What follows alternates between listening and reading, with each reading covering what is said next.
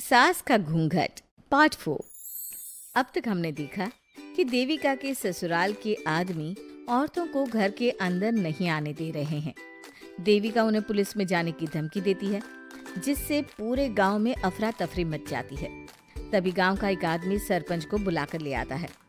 सरपंच उनके घर के बाहर का नजारा देखकर कहते हैं, जोगिंदर जी, ये आपके घर की औरतों ने कैसा हंगामा मचा रखा है। आपका घर तो संस्कारों की मिसाल था, लेकिन ये मैं क्या देख रहा हूँ, आपके घर की किसी औरत ने घूंघट नहीं कर रखा। अब सरपंच जी, हमारे घर की औरतों को इस देविका ने बहकाया है। हमने पहले ही इन सबको चेतावनी दी थी कि अगर ये घर से बाहर गई तो हम इन्हें घर में नहीं आने देंगे। अब ये देविका हमें धमकी दे रही है कि पुलिस को बुलाएगी। क्या पुलिस? इस गांव का बरसों पुराना इतिहास रहा है। इस गांव में कभी पुलिस नहीं आई। गांव के सभी फैसले हमने मिलजुल कर किए हैं। जोगिंदर, तुम्हारे घर का फैसला पंचायत करेगी। सरपंच जी, आपने ठीक कहा। पंचायत दोनों तरफ की बातें सुने और जो भी फैसला पंचायत करेगी वो हमें मंजूर होगा।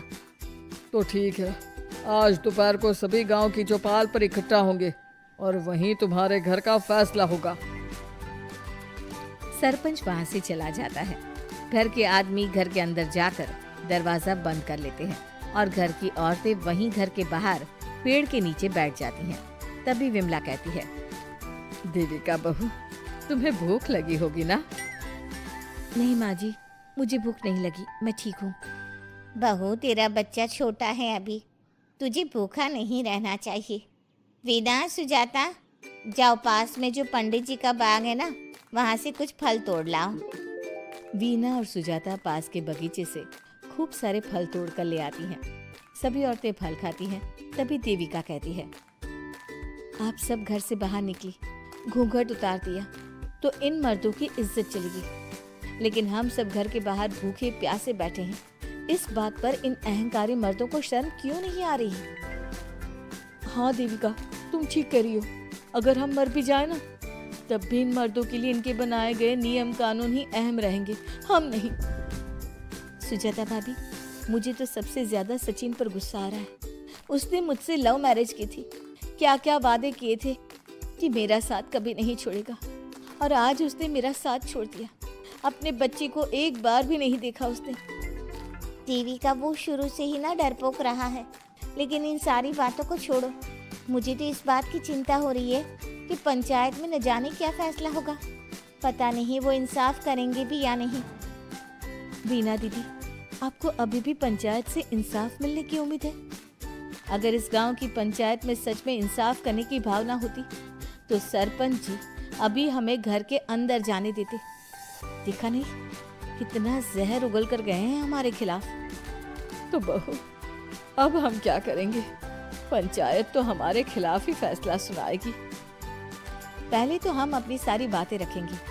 अगर ये लोग नहीं माने तो आपको वही करना होगा जो मैं कहूँगी। लेकिन एक बात आप याद रखना, किसी भी सूरत में हम झुकेंगे नहीं, क्योंकि हम सही हैं। देविका सभी औरतों को समझा रही थी।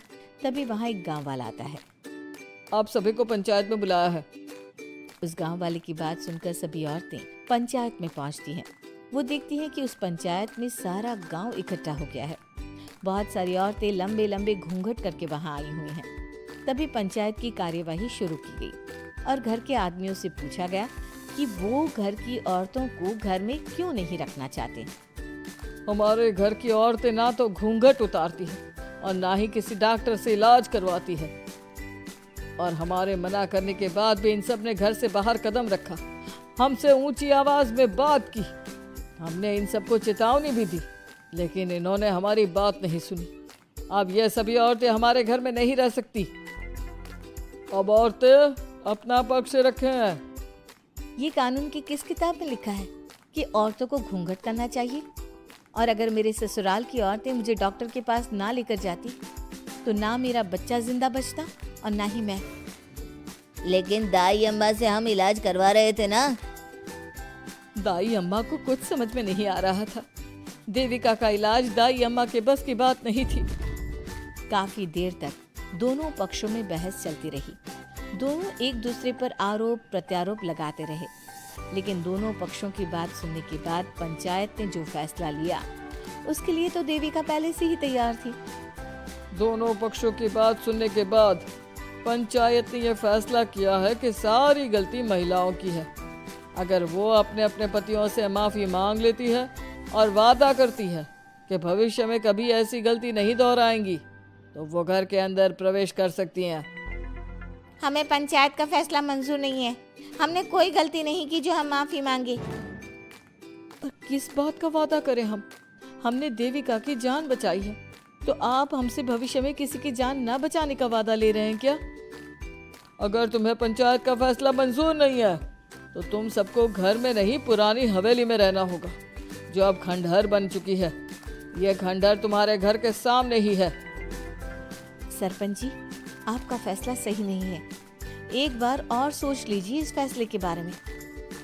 ओ शहर की छोरी, 4 किताबें क्या पढ़ ली, हमें सही गलत का पाठ पढ़ाएगी? तुझे पता नहीं कि पंचायत का फैसला यहाँ सदियों से चलता आया है और लोग उसी को मानते आए हैं। अच्छी तरह जानती हूँ सरपंच जी।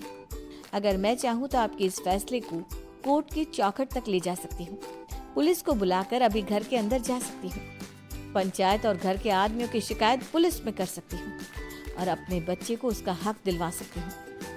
लेकिन नहीं, मैं ऐसा नहीं करूँगी। मैं उसी खंडहर में रहूँगी और इस गांव के आदमियों को दिखा दूंगी कि औरत खंडहर को भी महल बना सकती है, और वो भी बिना किसी आदमी की मदद के। सारे गांव की औरतें देविका की बातें सुनकर हैरान हो जाती है। उनका जीवन घूंघट और घर के 4 दीवारी के बीच में ही था। कोई औरत अपने हक के लिए पंचायत से भी टकरा सकती है, ये बात उन्होंने पहली बार सुनी थी। अब देविका घर की औरतों के साथ खंडहर में चली जाती है। माँ जी, ये खंडहर तो काफी पुराना है। भाभी, खंडहर पुराने ही होते हैं। मुझे तो डरावना भी लग रहा है। मैं डर की वजह से कभी इस खंडहर के आसपास भी नहीं आई, लेकिन मुझे क्या पता था कि एक दिन इसी में रहना पड़ेगा। ये तो टूटा फूटा भी पड़ा है। माँ जी, एक काम करते हैं, ये खंडहर तो काफी बड़ा है, इसलिए एक हिस्से की साफ सफाई करके उसे ही रहने लायक बना देते हैं। बाद में धीरे धीरे पूरा खंडहर ठीक कर लेंगे। हाँ बहू, तुम ठीक कह रही हो। विमला भाभी और मैं इस खंडहर के टूटे हुए हिस्सों पर मिट्टी और ईंटें लगा देते हैं। सुजाता और विना, तुम साफ सफाई कर लो। सभी औरतें मिलकर खंडहर के एक हिस्से को सुधारना शुरू कर देती है और काफी देर तक मेहनत करने के बाद वो उस हिस्से को काफी हद तक अच्छा कर लेती हैं। और इसी तरह रात हो जाती है। सभी औरतें बैठकर बात करती है। माँ, हमने इस खंडहर को घर तो बना दिया है, लेकिन ये घर चलेगा कैसे? हाँ माँ जी, मैं भी यही सोच रही हूँ। और हम सब तो बड़े हैं, गर्मी सर्दी भूख कुछ भी आसानी से बर्दाश्त कर सकते हैं, लेकिन देविका का बेटा बहुत छोटा है, उसे तो हमें अच्छी तरह से पालना होगा ना। मैं भी यही सोच रही हूँ कि आगे हमें क्या करना चाहिए। तम्मू और मैं मिलकर मिट्टी का चूल्हा और मिट्टी के बर्तन बना देते हैं। कुछ दिन के लिए खाने का इंतजाम भी हो जाएगा, क्योंकि यहाँ पर खेत और बाग बगीचे आसपास ही हैं, कहीं से कुछ भी ले सकते हैं। पहले आप मुझे ये बताइए कि आप सब लोगों को आता क्या है? मतलब कोई ऐसा काम जिसका आपको शौक हो, जो आपने बचपन से किया हो। बहू, तेरी दिमाग में चल क्या रहा है? माँ जी, बहुत कुछ चल रहा है। बस अब हमारा सारा ध्यान इस बात पर होना चाहिए कि हम अपने लिए अच्छे से अच्छा क्या काम कर सकते हैं। आप सब हिम्मत से और समझदारी से काम लो, फिर देखना हम इस खंडहर को भी महल बना देंगे। इसके लिए सबसे पहले हमें आत्मनिर्भर बनना होगा। देविका सभी को समझा रही थी, तभी उसका बेटा रोने लगा। उसने अपने बेटे को गोद में उठाया और उसे चुप कराने लगी। अब देविका के सामने सबसे बड़ी चुनौती थी कि वो किस तरह से ससुराल की औरतों को आत्मनिर्भर बनाए और किस तरह से अपना घर चलाए। हमारे प्यारे दर्शकों, अब आप बताइए, देविका और घर की सभी औरतों ने अपने पतियों से माफी ना मांगकर सही किया या गलत? क्या उनका खंडहर में रहने का फैसला सही था? अब देविका को क्या कदम उठाना चाहिए, हमें कमेंट में जरूर बताना। हमारी कहानी को लाइक, शेयर और चैनल को सब्सक्राइब करना मत भूलना।